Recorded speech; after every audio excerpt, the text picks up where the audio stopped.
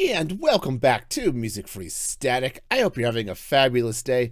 And today I want to talk a little bit about adversity and some of the lessons I've learned over the last couple of years. And, I guess my whole life, but especially these last couple of years, as I've been dealing with adversity. Now, for those of you who have not been around the music free community for very long, I'll give you a quick rundown of what's what's been going on in my life that's led me to this topic. So a little over 2 years ago, my dad died from COVID. It was very sudden. He was doing fine, and then he got sick, and just a few days later, was gone. 6 months later, my mom died of leukemia. Now, at least with leukemia, we had some warning. We knew what was coming up. We just didn't know when. Okay. So that all sucked. But the fallout of my dad's death was intense for me. Aside from the grief from both my parents, I talked about that in a previous episode. There's been a lot of issues that have gone through with dealing with his estate, and then, well, all of the other joys and trials of life. I've had to get his house renovated so that we could sell it or rent it. I've got kids in college. We've had now car issues, and the kids in college is a wonderful thing, but it's expensive, and we just dropped a lot of money to try to renovate the house, right? So we've got all of this stuff going on, and it just seems like it's been one thing after another, right? And sometimes it's small things, but things like our oven died a while back. It was a couple of weeks before Thanksgiving. It's like, I need this to cook. What are we gonna? Turns out it was a relatively easy fix, but it was money we didn't have to spare in a lot of ways. So we've had all of these different things that have just come up over and over and over again over the course of the last couple of years. Not to say the problems have been repeating, but we've had definitely lots of trials going on and on. So it's been a challenge. So I want to talk a little bit about how do you deal with this stuff without going mildly insane. Okay. Because it's hard sometimes. And there are things that can compound your problems and just make things worse. And so we're going to talk about some of that. And again, I'm not an expert on anything. Okay. These are lessons from my own personal experience. They may work for you, they may not. And if they don't, well, it's said everyone is different. But maybe they'll at least give you an idea that, hey, everybody goes through trials and you're not alone, which can be a really important lesson to learn. So I want to start this whole discussion with a lesson I learned from my dad. He was in the hospital for cancer. He just had surgery, and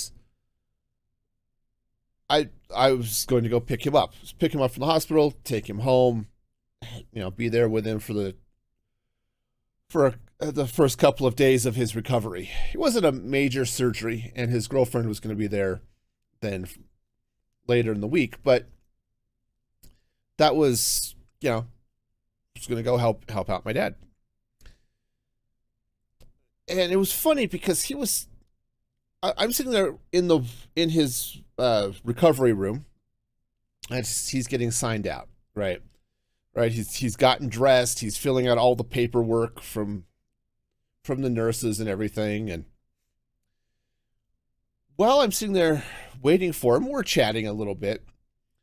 There is a steady stream of nurses coming through his room talking about how wonderful it was to have him on the floor, and how much they're going to miss having him there. Now, I know my dad, and I know that he was absolutely regaling them with his time on the police force, and probably a number of fun hospital-related stories that he had, because it's just what my dad did. Dad loved to tell his war stories any chance he got. But he was also fun, and he just loved to laugh and joke about stuff. So we were talking about it a little bit. He said something to the effect that, you face trials or you have problems and stuff, and you can choose how to approach them, right? You choose how to deal with them. And he says, yeah, I could sit here and complain about it, but what's the point? And the lesson I learned, it became my personal motto. And if you've heard it before, it's because I say it a lot. But the motto is, there's no situation so bad that complaining about it won't make it worse. And my wife said likes to use whine instead of complain in that, but it still holds. The idea is that, hey, you're going to have problems, and they're not always going to be fun. But what do you do about it? And that's not necessarily how do you go about solving it, but how do you personally face that problem? And it's my belief that when you sit and focus on complaining about your problems, right? So, I've got all of these issues, and you just sit and complain about them. It takes the focus away from solutions, potentially, but magnifies the problems. It makes them bigger, makes them more important to you, and they start to weigh heavier on your emotional state, right? Which it typically isn't good, right? Because the more you focus on not necessarily the bad things, I don't mean ignoring them, I just mean the more you focus on complaining about them and not doing anything about them, the more it tends to build up depression and just all in all make you feel worse about stuff. Okay? Now, I'm not a psychologist or anything, so I can't tell you the psychological ins and outs of all of this, but this is what I've learned in my life. And the trick is, of course, you don't ignore your problems and hope they go away. Legitimately, sometimes that works, but that's really, most of the time, that's just not the case. And that's not to say that every problem has an immediate solution either, right? Sometimes you do have to wait and just work through the issues, or wait for the issues to go, right? So let me give you an example. We'll start with a simple one. Couple. So I had my oven fail, right? Now, hey, the oven, the stovetop, those are sort of important parts of my daily life, because I like to eat, too much so perhaps, but I like to cook, or at least I like to cook well enough to have food, because I like dinners. I don't necessarily want to have to pull everything out of the freezer and do microwave dinners all the time. And, for us, Thanksgiving was coming up, and so we were hoping for, to be able to make turkey for Thanksgiving. But the reality was, okay, yes, it was broken. And we did manage to get somebody who could come out and take a look at it. But it was going to be a couple of weeks before they could do that. So, okay, how do we handle 2 weeks without the ability to cook? at least to be able to cook on a stovetop. Well, we had some options, right? We had a microwave, still have a microwave. We have a toaster oven. Okay, I love toaster ovens, by the way. But we also decided, okay, this is going to be a while. We still need to be able to heat things up on a stovetop. So we did take a quick trip to Walmart and found one of those little countertop 2-burner dealy bobs, and we were able to use that for cooking for a couple of weeks. It wasn't ideal, and it didn't cook as hot or as fast as our stovetop would, but it gave us ways to cook, and it wasn't particularly expensive. I think it was like $30, something like that. It wasn't bad. I didn't want to have to spend the money, but at least it wasn't, an outrageous sum. But as we sit there, my wife and I were sitting down to talk about it. It's like, okay, we know he's coming out in a couple of weeks. It'll be just before Thanksgiving. We don't know if he'll be able to fix the problem then, or if he's going to have to wait for parts and fix it, when the parts come in, those types of things. And we can sit there and whine and complain about, how our Thanksgiving is ruined because we can't cook a turkey. And we sat down and talked about it and said, you know what? We're just going to throw chicken nuggets in the toaster oven if all else fails, and we'll just do that for Thanksgiving. We can cook up the rest of the stuff. We can do the stuffing and the mashed potatoes, and we can do, all of the other stuff we need. Gravy packets work, those types of things.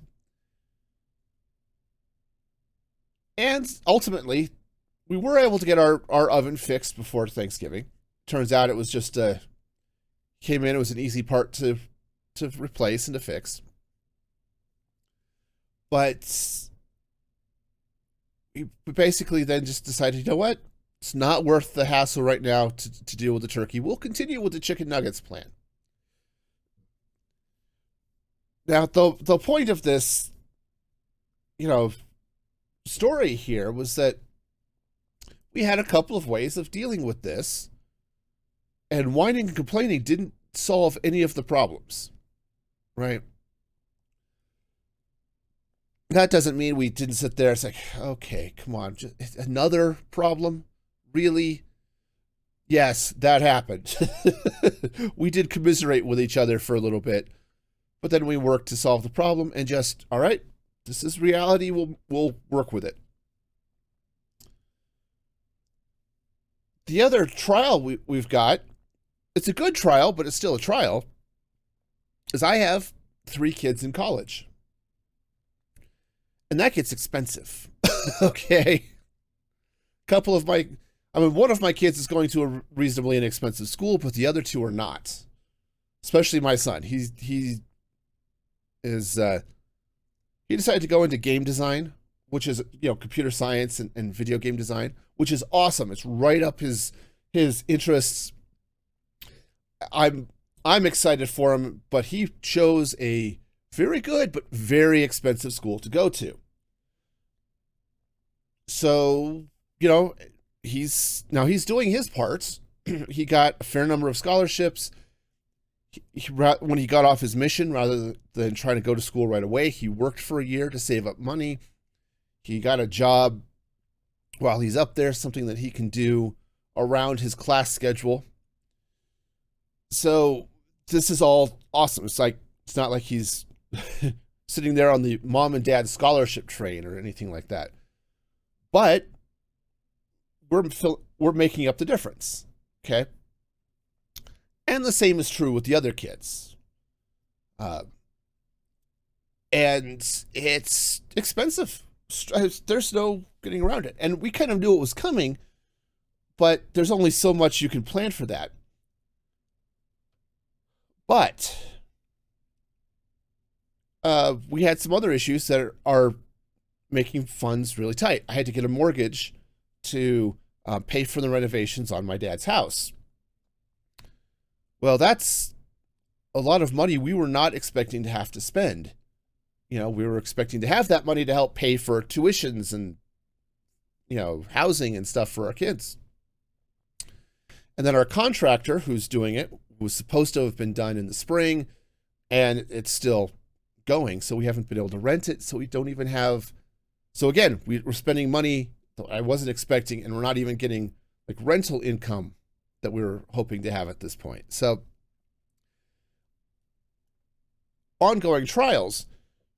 The house stuff said it's its own issue, and talk about that later. But the kids, okay, again, it's a good trial,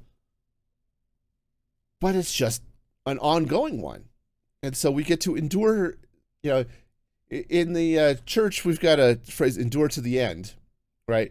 And that's kind of where we're at with the kids. It's like, all right, this is going to be an ongoing thing for a few years. We just have to endure some of this.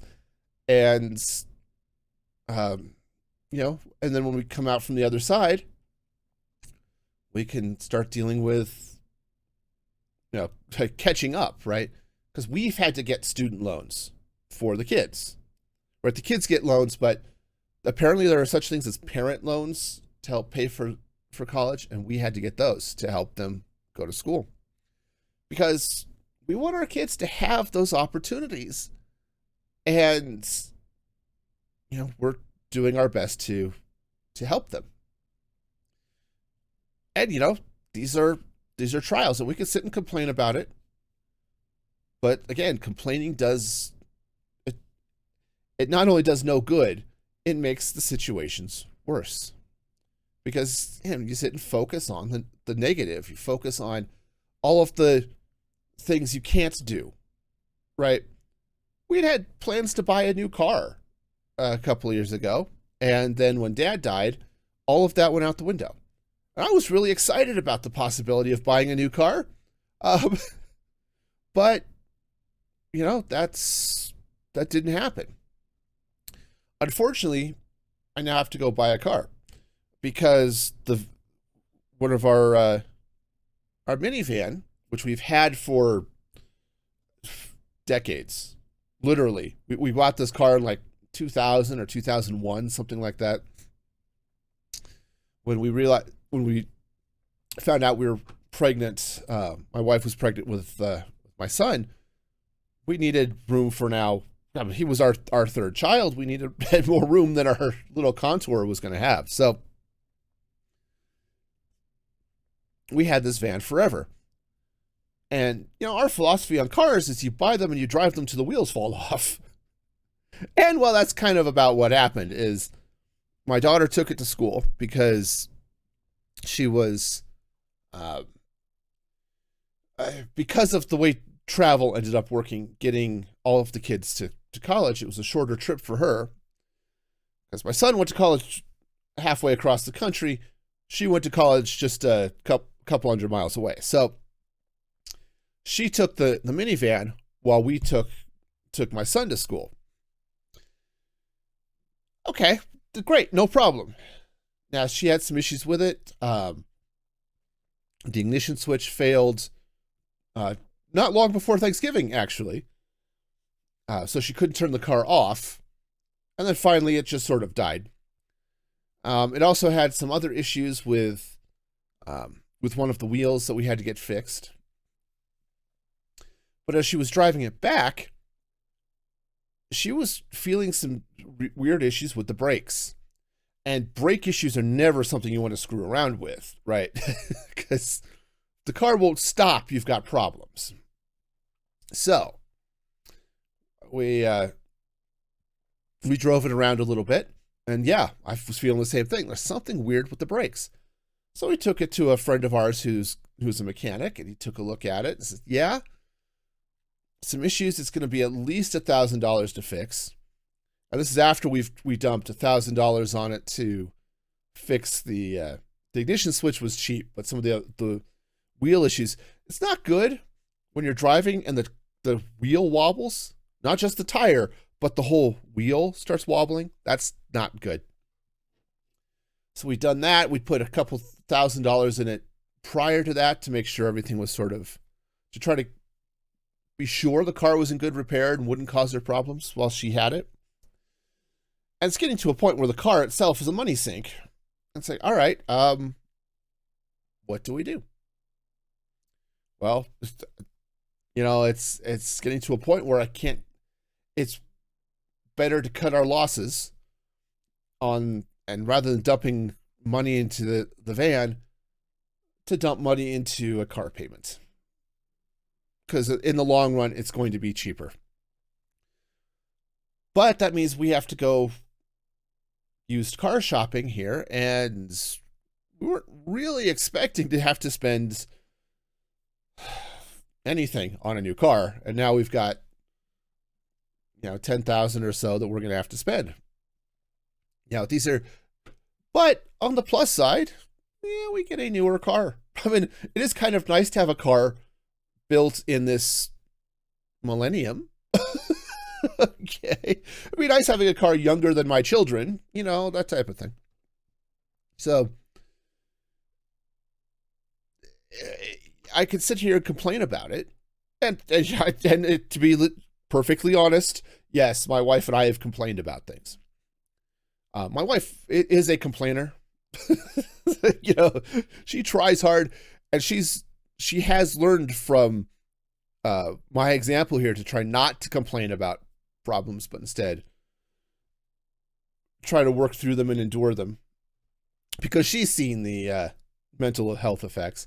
But sometimes you just have to shake your head, and it's like, oh, really, come on, man. But there are, of course, other issues. Now, I've talked about all this stuff. I'm not wanting to trauma dump, okay? I'm not trying to say, okay, this is why you need to go to my Ko-fi and donate, right? I'm not trying to do any of that.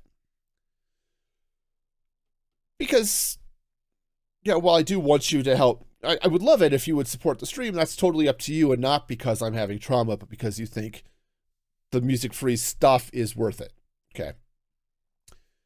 But I do want to talk about some things that can make dealing with some of these trials worse.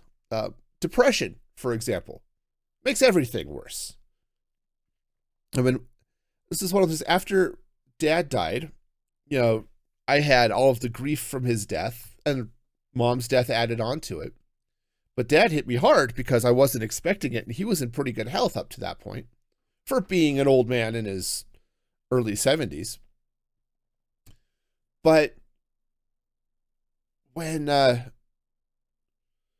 he died, it threw me into a depression cycle that was just horrific.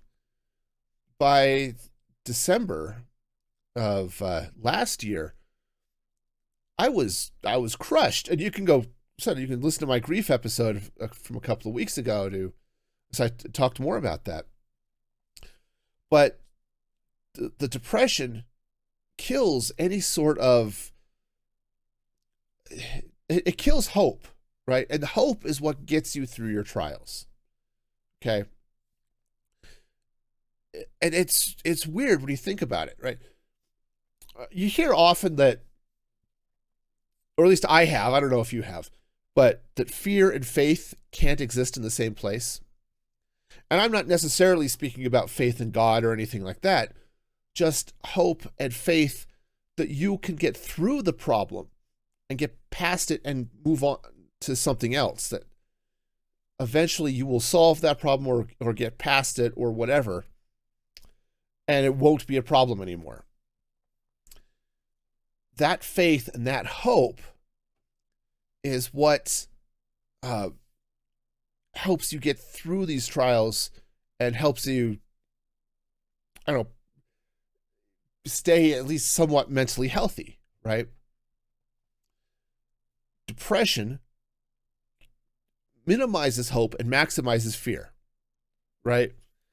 It's just part of how that emotion hits. And it sucks, okay? I've dealt with depression off and on my entire life. Nothing real serious, but it's been something that comes and it goes. And it came hard after my dad's death, and then as we've dealt with all of this other stuff, just overwhelming and crushing. Well, it took, a year's worth of therapy to help get past all of the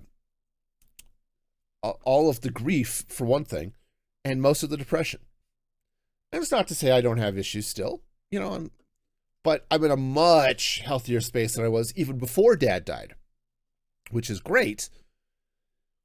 And part of that's what helps me have that view. Is like, part of what was killing me with this was the depression. And so being able to work through that in a healthy way. So for me, it was therapy. And that helped a lot. And, I highly recommend it. If you're having issues, you're having mental health trials, and if you can't afford it, see a therapist and have them help you through it. And really put yourself so they put yourself through it, but really do the work, and it can help you solve some of those issues in your life. But depression, I said, it's a lot of ways it's like complaining. It magnifies all of the negative and makes it harder to focus on finding solutions and focusing on the positive things in life. So that's kind of where I'm at now. Is like, okay, I've got the depression pretty much under control. Still working through with my therapist to make sure I've got it under control. But so to focus on not the negatives, not the why me's, not the just one more thing going wrong in my life, but to focus on what's coming next? How do you get out of your trials? How do you get through this adversity? What's the next step, right? In Frozen 2, right, Disney's Frozen 2, Anna has a song called The Next Right Thing. And in it, she sings about, okay, as she's just dealing with what she thinks is the death of her sister. Spoiler alert for Frozen 2. And Olaf is just now sort of disappeared as well because Elsa's magic has stopped. So what do you do? What does she do? She's okay, just focus on the next step, the next choice, do the next right thing. Okay. Excellent life lesson there. Sometimes that's all you can do is, all right, I can't see the end of this. I will focus on doing the next thing, the next right thing, the next thing that's good for me, and good for the situation, right?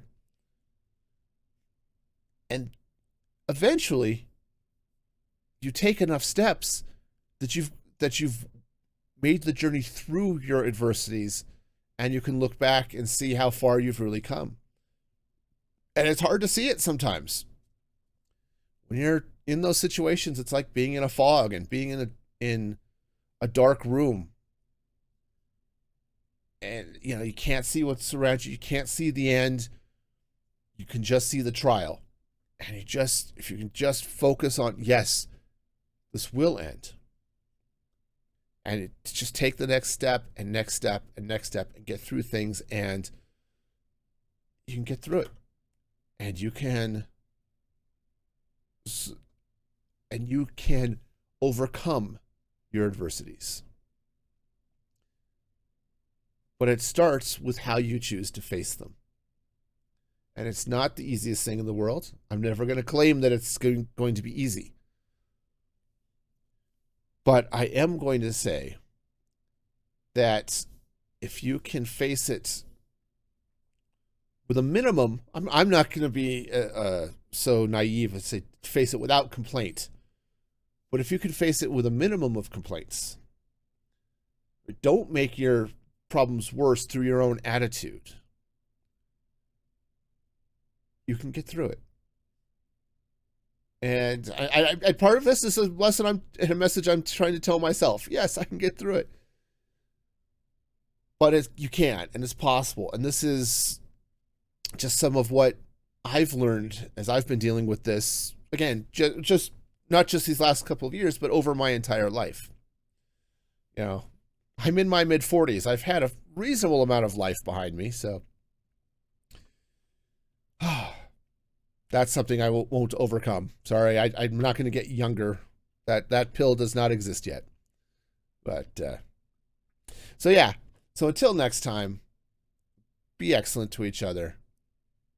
And this is Music Free Static signing off.